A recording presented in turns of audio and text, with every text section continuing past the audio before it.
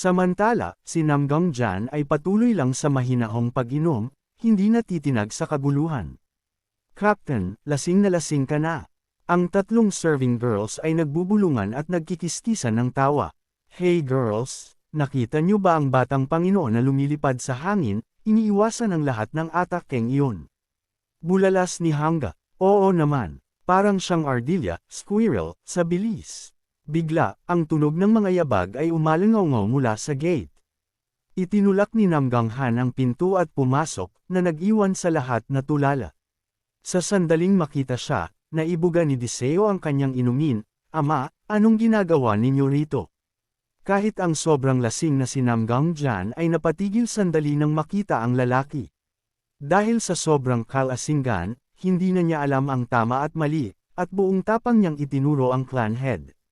Well, sino ba itong narito? Kung hindi ba naman ang big boss ng buong pamilya natin? Binigyan siya ng lahat ng galit na tingin, pare-pareho ang iniisip, itikom mo ang bibig mo, loko. Ang lalaki ay nagkaroon pa ng lakas ng loob na akbayan si Namgang Han, tumatawa habang sinasabi, hey, bakit biglang tumahimik ang lahat? Gusto ko pang maglaro, alam nyo ba? Samantala, lahat ay tahimik na nagmamakaawa na tumigil na siya. Pakiusap, itigil mo na. Bulong ni Deseo sa panik, kung magpapatuloy ito, patay tayong lahat. Kailangan ko nang makahanap ng malulusutan. Sa gitna ng sabay-sabay na pagsinghap, tumayo si Namgang Lam. Tama iyan. Anong silbi ng pagiging elder Namgang? Casual niyang itinaas ang kanyang kamay at nag-anunsyo, biglang sumama ang pakiramdam ko, kaya kailangan ko nang magpaalam. Batang Panginoon, I enjoy niyo ang gabi. Natigilan si Namgang Chin, naging estatwa habang pinapanood ang lalaki na paalis. Ang matandang si Jiang Man ay mabilis ding naghanap ng dahilan. May mahalaga akong gagawin bukas, kaya kailangan ko na talagang umalis. Isa-isa, nagsimula ng tumayo ang iba para gumawa ng sariling dahilan. May isang nagsabi, Diyos ko, nakalimutan kong may pasyente pala akong dapat asikasuhin. Sabi naman ng isa, dapat na rin akong matulog. Muntik ko nang makalimutan ang elders meeting bukas. Lumingon ang vice captain kay Jiang Yu at nagtanong, Captain, hindi ba't sabi mo mag-e-ensayo tayo para sa tournament? Tumanggo lang ito. Tama, pinanood ni Deseo ang buong nakakaawang palabas, ang kanyang mga mata ay nagningas sa galit. Anong klaseng mga duwag, sarili lang ang iniisip. Eksakto naman na humakbang pasulong si Namgang Don. Ama, tila nanalo ng malaki ang aking kapatid ngayong gabi, sabi niya nang may nakatagong pangungot siya. Kung ito sana ang pangalawang senior brother, pero sino ang mag-aakalang mangyayari ito? Yumuko lang siya at nagsabi, alis na po ako, sir. Tuliro si Deseo, wait, pwede palang gawin iyon. Sa puntong ito, halos lahat ay nagsitakas na, at ang tanging natira ay ang matandang si Mankind na bagsak na sa kalasingan sa sahig. Kumuha si Namgang Han ng isang bote ng alak at casual na nagsabi, magandang klase ang alak na ito. Pagkatapos, gamit ang kanyang internal energy, pinalutang niya ang mga natitirang hindi pa nabubuksang pitchel at paglingon, nag-utos siya, sumunod ka sa akin. Umiiyak si Du sa loob niya. Bakit niya ako pinapasunod? Ayaw ko talagang sumama. Sa kabila ng kanyang iniisip, sumunod pa rin siya ng nauuto. Ang mag-ama ay umakyat sa bubong para maupo at uminom. Namangha si Du. Hindi ako makapaniwalang nasa bubong ako ng main hall ng Patriarch. Habang nakatingin sa malayo, nagtaka siya, doon. Iyon ba ang parehong grupo ng mga duwag na tumakas kanina? Ngayon ay tumatambay lang sila na parang walang nangyari. Galit si Deseo. Ang mga linsyak na iyon, iniwan nila akong mag-isa. Sa pagtingin sa malayo, napapitlag si Namgang Han. Tingnan mo iyan. Dahil sa pagdating ko, pati ang mga inosenteng bystanders ay nadamay. Uminom si Namgang Han at naglabas ng naiiritang buntong hininga. Tiningnan ni Deseo ang kanyang ama, ang kanyang puso ay napuno ng kakaibang pakiramdam. Kahit anong tingin ko sa kanya, siya pa rin ang matandang nakikita ko araw-araw. Nagtanong siya sa sarili, bakit parang napakalungkot niya ngayong gabi? Iyon ba ang dahilan kung bakit siya pumunta rito? Naalala ni Du ang mga chismis na narinig niya na ang kanyang ama ay may panig minsan na tila tao. Lumapit siya at nagkusa na magbuhos ng inumin para kay Namgang Han. Sa matinding pagkagulat ng kanyang ama, nagsalita siya ng may maliwanag na ngiti sa kanyang mukha. Narinig ko sa mga tao na kung gusto mo talagang matutong uminom, kailangan mong magtanong sa sarili mong ama. Nakatitig lang si Namgang Han sa kanyang punong baso ng alak, nananatiling tahimik. Ang mabigat na katahimikan ay nagpakaba kay Deseo. May nasabi ba akong katangahan? Bakit parang nawawala siya sa iniisip niya? Ngumiti ka naman, please. Nakita kitang mukhang problemado, kaya naupo ako, nagpakumbaba, at nagpakita ng masayang ngiti. Mukha kayong malungkot, ama, kaya naisip ko na kung makakakita kayo ng ngiti, baka bumuti ang pakiramdam ninyo. Ang nagniningning na ngiti ng bata ay nag-iwan sa kanya na panandaliang tulala. Naalala ni Namgang Han ang kanyang yumaong asawa, nagtataka, bakit ganoon din siya? Tumingin at ngumiti sa akin noon. Tinakpan lang ng kanyang asawa ang bibig nito at humajijek. Nagtanong siya noon, ganoon ba ako katuwang tingnan? Sumagot ito ng marahan, hindi naman. Pero kapag tinitingnan kita, nakakaramdam ako ng lungkot. Gusto kong punuin ng ngiti ang iyong mga bakanteng mata. Hindi niya naintindihan. Bakit? Sumagot ang asawa ng same time. Dahil gusto kong maging masaya ka. Kahit na wala na ako sa tabi mo, umaasa ako na ang ating anak ang siyang ngingiti para sa iyo. Ang ngiti sa mukha ni Deseo ay naging pilit. Sumulyap ang kanyang ama sa kanyang kopa at nagpakawala ng isang mahinang tawa. Uminom ito ng alak at nagsabi, sino ba ang nagsabi na kailangang turuan ng ama ang kanyang anak na uminom? Napakahanggal, huwag kang mag-isip ng kung ano-ano. Natigilan si Deseo, malinaw niyang nakita ang kanyang ama, na laging seryoso, na aktwal na ngumiti. Napabulalas siya, ngumiti si ama, nagpanik si Lihan. Ano, hindi ko maintindihan. Patuloy lang si Deseo sa pagbuhos ng alak, habang tumatawa. Ibig sabihin ay masaya siya. Hindi ko akalaing mabubuhay ako para makita ang araw na ito.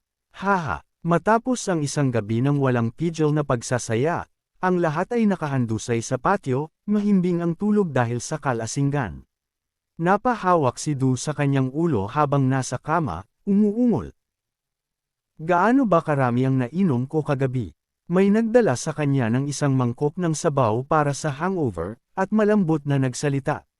Gising na, inumin mo ito, gagaan ang pakiramdam mo. Tila nakatagpo ng tagapagligtas, sabik na kinuha ni Deseo ang mangkok. Matapos itong ubusin, lumingon siya ng may malawak na ngiti. Buhay na ulit ako, maraming salamat, matandang kalbo. Ngunit nang tingnan niyang mabuti, nagulat siya nang mapagtantong ang kanyang ikatlong kapatid pala ito. Taranta siyang nagsuot ng robe at nagtanong, kailan ka pa pumasok dito? Sumagot si Namgang Son ng seryoso, ang balita tungkol sa iyong selebrasyon ng tagumpay ay kumalat na sa buong pamilya. Kahapon, habang pinapanood ang iyong laban, nakapagdesisyon na ako. Naguguluhang nagtanong si Deseo, anong desisyon? Seryosong sinabi ni Namgang Son, nagdesisyon akong pumasok sa seclusion upang maghanda para sa Tournament of the Four Princes, paligsahan ng 4 na prinsipe, dahil alam kong nandoon ka rin. Pagkatapos ay tinitigan niya si Deseo sa mga mata at idineklara, mananalo ako sa tournament na ito at ako ang magiging hindi matatawarang tagapagmana. Nagtataka, inulit ni Deseo ang mga salita, ang tournament ng 4 na hari. Tumalikod si Namgang Son para umalis, sabing, nasabi ko na ang kailangan ko. Aalis na ako, mag-iingat ka, bunsong kapatid. Bago siya tuluyang lumayo, lumingon siya at ngumisi kay Deseo. Nasiyahan ako sa kinalabasan kahapon. Ang hitsura ng pagkatalo sa mukha ng ating ikalawang kapatid ay talagang walang kapantay. At doon, may biglang nag-click kay Du. Bumulong siya sa sarili, ang tournament ng 4 na hari. Ang tournament ng 4 na hari. Sabay hampas sa kanyang noo. Isang malaking ngiti ang sumilay sa kanyang mukha. Iyon na nga, ang tournament ng 4 na hari. Bakit hindi ko naisip iyon? Bumaha sa kanyang isipan ang mga imahe ng prestihiyosong kompetisyon. Isang engranding entablado kung saan magtitipon ang mga martial artist na wala pang 20 taong gulang mula sa bawat angkan. Ang tournament ng 4 na hari ay magpuputong ng isang batang hari sa 4 na magkakahiwalay na dibisyon, ang Junior Sword King, Batang Hari ng Espada, ang Junior Fist King, Batang Hari ng Kamao, ang Junior Blade King, Batang Hari ng Blade, at ang Junior Shadow King, Batang Hari ng Anino. Ngunit ang pinakaimportante, ang apat na huling magwawagi ay maglalaban-laban. At ang huling mananatiling nakatayo ay kikilalanin bilang tunay na dragon ng panahon, ang pinakanatatanging tagapagmana ng kanilang henerasyon. Naalala ni Do ang kanyang nakaraang buhay noong sumali ang kanyang panganay na kapatid sa tournament na ito, sa pag-asang hamunin ang kanilang ama. Ang kanyang ikalawang kapatid ay nanalo rin minsan, at hininging premyo ang mga lihim na impormasyong may kinalaman sa Martial Arts Chronicles. Isang biglang bugzo ng pananabik ang damaloy sa kanya. Pagtalon sa kama, sumigaw siya, hindi ko man lang naisip na sumali sa tournament na ito dati, pero iba na ang sitwasyon ngayon. Itinaas niya ang kanyang kamay at tinapik ang sariling bicep, iniisip, napakalakas ko na kaysa dati. May 2 taon pa bago ang tournament. Kailangan kong paghandaan ito gamit ang lahat ng lakas ko. Nalunod sa iniisip si Du. Kung mananalo siya sa tournament na iyon, ang tanging hihilingin niya ay ang talikuran ng kanyang posisyon bilang direktang tagapagmana ng pamilya Namgang, upang tuluyan ng makalabas sa anino ng kanyang angkan. Nang tumigas ang kanyang determinasyon, mabilis na tumakbo si Deseo sa pinto, binuksan ito at sumigaw, gisingin ang lahat. Simula ngayon, magsisimula na ang ating espesyal na pagsasanay para sa tournament ng 4 na hari. Ang lahat ay tila antok na antok pa. Patuloy sa pagsigaw si Du, gumising na kayo. Kailangan nating talunin ang ating ikatlong kapatid sa tournament ng 4 na hari. Habang ang iba ay tuliro pa, tumayo si Deseo sa harap nila, kumpas ng kumpas ang mga kamay. Kayong lahat ay kailangang magplano kasama ko kung paano tayo lalakas sa susunod na 2 taon.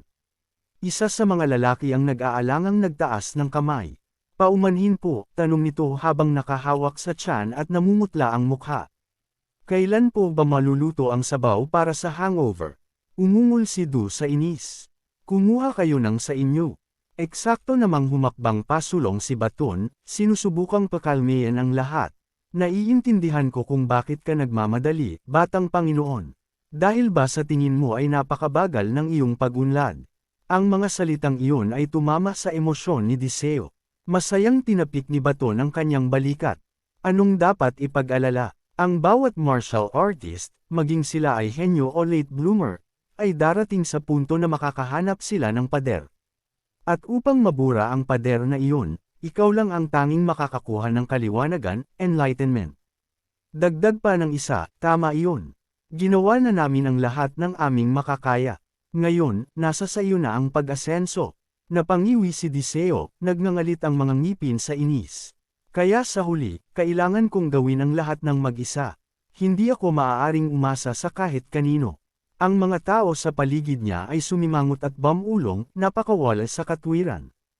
Itinuro siya ni Mungkang at kalmadong nagsabi, kung ganoon ang kaso, batang Panginoon, bakit hindi mo subukang muling sanayin ang mga martial arts na natutunan mo na? Nagulat si Deseo. Ano? Napahawak siya sa ulo sa panig. Nagsanay na ako ng husto hanggang sa parang mabibiyak ang ulo ko, at ngayon gusto mo akong magsimula muli sa simula. Marahang nagpayo si Mungkang. Pakiusap, pakinggan mo muna ako. Kapag una mong natutunan ang isang martial art, kailangan mong maintindihan ang pangunahing layunin nito. Mula sa long range at close quarters combat hanggang sa assassination techniques, kailangan mong maintindihan ang lakas at kahinaan ng bawat sining. Ngunit ikaw, batang Panginoon, ay dumaan sa maling direksyon. Nagbuntong hininga si Mungkang. Dapat ay ginamit mo muna ang iyong isip upang maintindihan, at pagkatapos ay sinanay ang iyong katawan. Baligtad ang ginawa mo. Maaaring mas matagal ito, ngunit ito ang pamantayan at pinaka-epektibong paraan. Nagpalakpak ang mga kamay ni Du, kaya pala ganoon. Nagtanong si Mung, batang Panginoon, ilang techniques na ba ang natutunan? Mu, tumingin sa itaas si Du, nag-isip sandali, at nagsimulang magbilang, 33 sword techniques, 15 blade techniques, 25 fist techniques, 10 kicking techniques, 6 na assassination arts, 5 poison arts, 5 ground fighting arts, 7 concealment arts, 29 na footwork arts, at higit pa roon, ang 18 basic weapons na May 15th techniques bawat isa, sa kabuuan ay humigit kumulang 154 na techniques.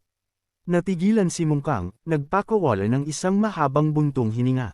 Napakadami niyan. Upang muling pag-aralan ang mga pundasyon ng lahat ng techniques na iyon, aabutin niyo ng hindi bababa sa 10 taon. Nang inag si Du, nauuto, 10 taon.